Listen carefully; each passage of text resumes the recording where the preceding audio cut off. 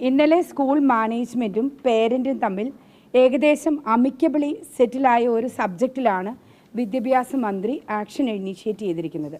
And ഒരു അമ്മയും കുഞ്ഞും തമ്മിലുള്ള വിഷയം എങ്ങനെ മനോഹരമായി പരിഹരിക്കാമോ ആ രീതിയിൽ അത് മനോഹരമായി പരിഹരിക്കുന്ന ഒത്തുതീർപ്പാകുന്ന ഒരു സമയത്ത് കുഞ്ഞിൻ്റെ പിതാവ് തന്നെ ഇന്നലെ പത്രസമ്മേളനം നടത്തി പറയുകയുണ്ടായി, എനിക്ക് സ്കൂളിൽ നിന്ന് കുഞ്ഞിനെ കൊണ്ടുപോകുവാൻ താല്പര്യമില്ല, ഞാൻ ഈ സ്കൂളിൽ എൻ്റെ കുഞ്ഞിനെ തുടർന്നും പഠിപ്പിക്കുവാൻ ആഗ്രഹിക്കുന്നു. സോ ഞാൻ എൻ്റെ കുഞ്ഞ് ഇനി വർഗീയത ആളിക്കത്തിക്കാൻ ഞാൻ അനുവദിക്കില്ല. എൻ്റെ കുഞ്ഞിൻ്റെ പേര് പറഞ്ഞ് വർഗീയത ആളിക്കത്തിക്കുന്നതിനോട് എനിക്ക് താല്പര്യമില്ല എന്ന് അദ്ദേഹം ഓപ്പണായി പത്രസമ്മേളനം നടത്തിയതിന് ശേഷമാണ് പബ്ലിക്കായിട്ട് ഒരു നോട്ടീസോ ഡിറക്ഷനോ ഓർഡറോ ഇന്നലെ വരെ നൽകാതെ ഇന്ന് രാവിലെ 9:15 ഇത്തരത്തിലൊരു നോട്ടീസ് കം ഓർഡർ നമുക്കിവിടെ മാനേജ്മെൻറ്റിന് റിസീവ് ചെയ്യുന്നത്. ആൻഡ് ഈ കാര്യത്തിൽ വിദ്യാഭ്യാസ മന്ത്രി പറഞ്ഞത് അബ്സല്യൂട്ട്ലി ഇൻകറക്റ്റ് ആണെന്നുള്ളത് കേരള ഹൈക്കോടതിയുടെ വിധികളും കർണാടക ഹൈക്കോടതിയുടെ വിധികളും പരിശോധിച്ചാൽ നമുക്കറിയാവുന്ന കാര്യമാണ്. വിദ്യാഭ്യാസ മന്ത്രി കാര്യങ്ങളെ യാതൊരു രീതിയിലും പഠിച്ചിട്ടില്ല എന്നുള്ളത് വ്യക്തമാക്കുന്ന നോട്ടീസാണ് അദ്ദേഹത്തിൻ്റേത്. കാരണം അദ്ദേഹം പറയുന്നത് ഈ കുഞ്ഞിനെ ഈ സ്കൂളിൽ നിന്ന് പറഞ്ഞു വിട്ടു എന്നാണ്. ഈ കുഞ്ഞിനെ ഈ സ്കൂളിൽ നിന്ന് പറഞ്ഞു വിട്ടിട്ടില്ല. ഈ കുട്ടി 7th, 8th, 10th ഈ സ്കൂളിൽ ഉണ്ടായിരുന്നു. ഈ സ്കൂളിൽ ഈ കുട്ടി ഹാജരാകുകയും ഹിജാബ് ധരിച്ച് ഹാജരായ കുഞ്ഞ് ഈ സ്കൂളിലെ ആർട്സ് ഡേ അറ്റൻഡ് ചെയ്യുകയും ചെയ്യുന്ന വിഷ്വൽസ് ഇവിടെ സ്കൂൾ മാനേജ്മെൻറ്റിന് അവൈലബിൾ ആണ്. സോ ഈ വിവരങ്ങളൊന്നും വിദ്യാഭ്യാസ മന്ത്രിയും വിദ്യാഭ്യാസ വകുപ്പും കണ്ടിട്ടില്ല, കേട്ടിട്ടില്ല. And other Muslim parents have come to the school and complaint stating that അവരുടെ കുഞ്ഞുങ്ങളോട് ഹിജാബ് ധരിച്ച് സ്കൂളിൽ ചെല്ലാൻ നിർബന്ധമായും ആവശ്യപ്പെടുന്നു. അതുകൊണ്ട് അവർക്കതിൽ ബുദ്ധിമുട്ടുണ്ട്. അവരുടെ കുഞ്ഞുങ്ങൾ ഇതുവരെ ഹിജാബ് ധരിച്ചല്ല സ്കൂളിൽ വന്നിരിക്കുന്നത്. സോ അത് അവർക്ക് ബുദ്ധിമുട്ടുണ്ടാക്കുന്നു, പ്രഷർ ഉണ്ടാക്കുന്നു എന്ന് വന്ന് പരാതി പറഞ്ഞ പേരൻസിൻ്റെ വിഷ്വൽസ് അടക്കം നമുക്കുണ്ട്. So the school has decided to follow the law of the land, the law of the court. So ഇതിനകത്ത് ഒരു അബ്സല്യൂട്ട്ലി ഇല്ലീഗലായ, അബ്സല്യൂട്ട്ലി പെർവേഴ്സായ കാര്യങ്ങൾ പഠിക്കാത്ത ഒരു ഓർഡറിലേക്കാണ് വിദ്യാഭ്യാസ മന്ത്രി കടന്നിരിക്കുന്നത്. വിദ്യാഭ്യാസ മന്ത്രി ആ സ്റ്റാൻഡ് മാറ്റിയേ മതിയാവും. അതല്ല മാറ്റർ അമിക്കബിളി സെറ്റിൽഡ് ആണെങ്കിൽ കുട്ടിയുടെ പിതാവിനുമായി സംസാരിച്ച് സ്കൂൾ മാനേജ്മെൻറ്റ് ഒരു തീരുമാനത്തിലേക്ക് എത്തിക്കും. എന്തുകൊണ്ടായിരിക്കും ഇങ്ങനെ വിദ്യാഭ്യാസ മന്ത്രി കാര്യങ്ങൾ പഠിക്കാതെ അവതരിപ്പിച്ചത്? അത് അദ്ദേഹത്തിനോട് തന്നെ ചോദിക്കണം. അത് അദ്ദേഹത്തിനോട് തന്നെ ചോദിക്കുന്നതാണ് അതിൻ്റെ explanation. I'm not here to say politics, I'm here to say the law. തീർച്ചയായിട്ടും അതൊരു നോട്ടീസ് കം ഓർഡർ ആണ്. നോട്ടീസ് ഉണ്ട് അതിനകത്ത്. ആൻഡ് ദെൻ ഒരു അഡ്വേഴ്സ് ഫൈൻഡിങ് ഉണ്ട് സ്കൂൾ അതോറിറ്റീസിന് against, which is against the factual basis of the case. Factually അത്തരത്തിലൊരു event ഈ സ്കൂളിൽ നടന്നിട്ടില്ല എന്നുള്ളതാണ് ഏറ്റവും അപ്രീഷ്യബിളായ, അഡ്മയറബിളായ കാര്യം. കാരണം സ്കൂൾ ഒരിക്കലും മാനേജ്മെൻറ്റ് ഈ കുഞ്ഞിനോട് അപമര്യാദയെ പെരുമാറുകയോ കുഞ്ഞിനെ വേദനിപ്പിക്കുകയോ ഒന്നും ചെയ്തിട്ടില്ല.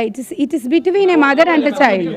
നോട്ടീസിൽ എടുത്തു പറയുന്ന ഒരു കാര്യം, കുട്ടി ഇനി ഇതുപോലെ ശിരോവസ്ത്രം ധരിച്ചു വന്നാൽ സ്കൂളിൽ പഠിക്കാൻ അവസരം കൊടുക്കണമെന്നാണ്. അതിലാണല്ലോ ഒരു തർക്കം ഇരിക്കുന്നത്. അത് let the court decide on it. കാരണം അത് വിദ്യാഭ്യാസ വകുപ്പിൻ്റെ ആ ഒരു ഡയറക്ഷൻ ഫോളോ ചെയ്യണോ വേണ്ടിയോ എന്നുള്ളത് സ്കൂൾ മാനേജ്മെൻറ്റിൻ്റെ ഡിസിഷനാണ്. ആൻഡ് സ്കൂൾ മാനേജ്മെൻറ്റ് എന്തായാലും ഒരു നോട്ടീസിൽ അഡ്വേഴ്സ് ഫൈൻഡിങ് ഉള്ള സ്ഥിതിക്ക് അത് ഞങ്ങളുടെ ഭാഗം ഇതാണ് എന്ന് സ്ഥാപിക്കേണ്ടത് സ്കൂൾ മാനേജ്മെൻറ്റിൻ്റെ ക്ലിയർ ഡിസ്റ്റിങ്ഷനിൽ വരുന്ന കാര്യമാണ്. ഡെഫിനറ്റ്ലി യെസ് തീർച്ചയായിട്ടും. നമുക്ക് ഒരു അഡ്മിനിസ്ട്രേറ്റീവ് ഓർഡറിന് ഇല്ലീഗലാണെന്നോ ആർബിട്രറി ആണെന്നോ തോന്നിക്കഴിഞ്ഞാൽ who is the authority to decide on? It is the court.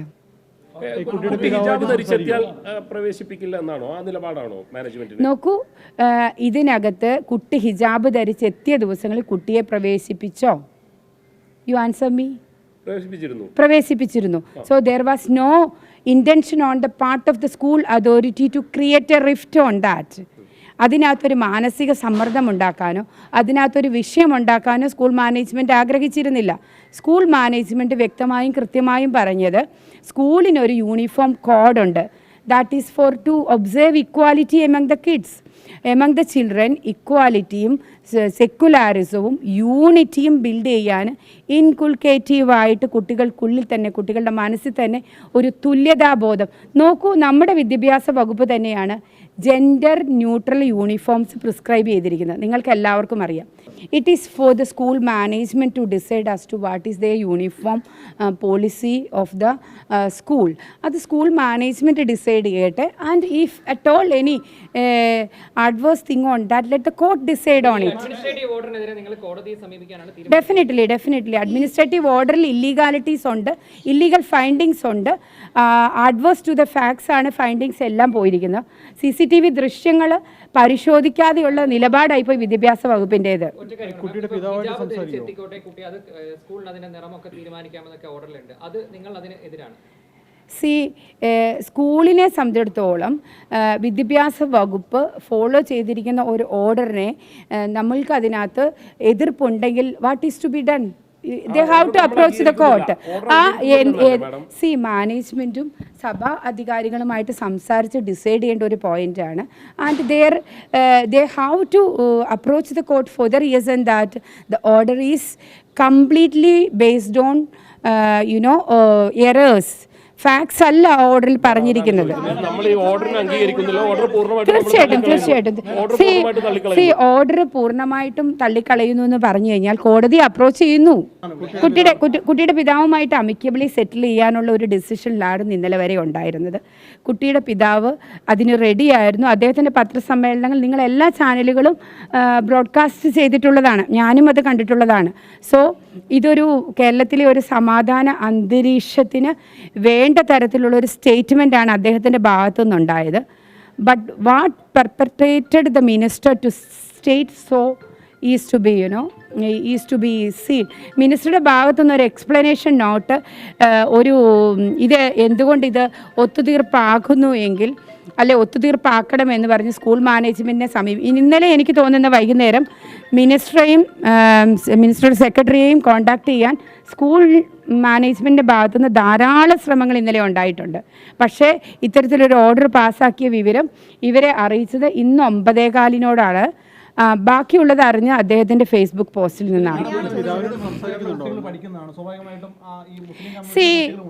നോക്കൂ, തീർച്ചയായിട്ടും ഇവിടെ ഡിക്ലറേഷൻസ് ഉണ്ട്. അത് നോർമലി എല്ലാ സ്കൂളുകളിലും സ്കൂളിൻ്റെ ഒരു കോഡ് ഓഫ് കണ്ടക്റ്റ് ഉണ്ടാവും. സ്കൂൾ ഡയറിയിൽ സ്കൂളിൻ്റെ യൂണിഫോം എന്താണെന്ന് പ്രിസ്ക്രൈബ് ചെയ്യും. പിന്നെ ഒരു ഡിക്ലറേഷൻ ഫോം എഴുതി വാങ്ങും പേരൻസിൻ്റെ കയ്യിൽ നിന്ന്. കാരണം തീർച്ചയായിട്ടും ഈ സ്കൂളിൻ്റെ യൂണിഫോം കോഡ് എന്താണെന്നുള്ളത് ഈ സ്കൂളിലെ തന്നെ ഡോക്യുമെൻറ്റ്സിൽ നിന്ന് വ്യക്തമാണ്.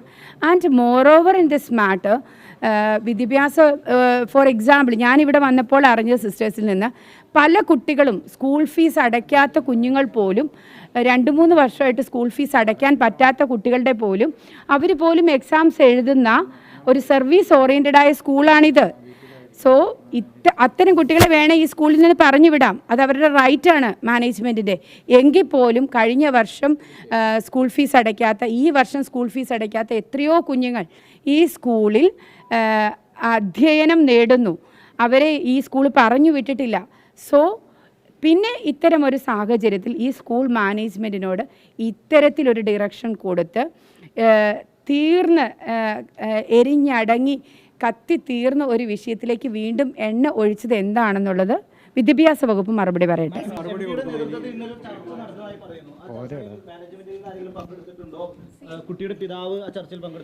സ്കൂൾ മാനേജ്മെന്റിനെ അറിയിച്ചിട്ടുണ്ടെന്നുള്ളതാണ് എൻ്റെ അറിവ്. ആൻഡ് കുട്ടിയുടെ പിതാവുമായിട്ട് MP-യുടെ നേതൃത്വത്തിൽ സംസാരിച്ചിട്ടുണ്ട്, പിതാവുമായി സംസാരിച്ചിട്ടുണ്ട്. സ്കൂൾ മാനേജ്മെൻറ്റ് അതുകൊണ്ട് തന്നെ ഇന്ന് ഈ വിഷയം പരിഹരിക്കുന്നതിനായി പിതാവുമായി സംസാരിക്കാനിരിക്കെയാണ് ഇത്തരത്തിലൊരു അഡ്വേഴ്സ് ഓർഡർ എഡ്യൂക്കേഷൻ ഡിപ്പാർട്ട്മെന്റിൽ നിന്നുണ്ടായത്. യൂണിഫോം പോളിസിയെ സംബന്ധിച്ചിടത്തോളം ഹിജാബ് ധരിക്കാൻ പാടില്ലാത്തതാണ്. വിദ്യാഭ്യാസ മന്ത്രിയിൽ നിന്ന് ലഭിച്ച ഓർഡർ ഹിജാബ് ധരിച്ച കുട്ടിയെ ക്ലാസ്സിൽ കയറ്റണമെന്നാണ്. അപ്പോൾ അത് ഗവൺമെന്റിന്റെ ഒരു എഡ്യൂക്കേഷൻ പോളിസിയിലുള്ള സ്റ്റാൻഡാണ്. That's a new stand. Uniform എന്ന് പറയുന്നത് ഇക്വാലിറ്റി കുട്ടികൾക്കുള്ളിൽ ഇൻകുൾക്കേറ്റ് ചെയ്യാനുള്ള ഒരു സംവിധാനമാണ്.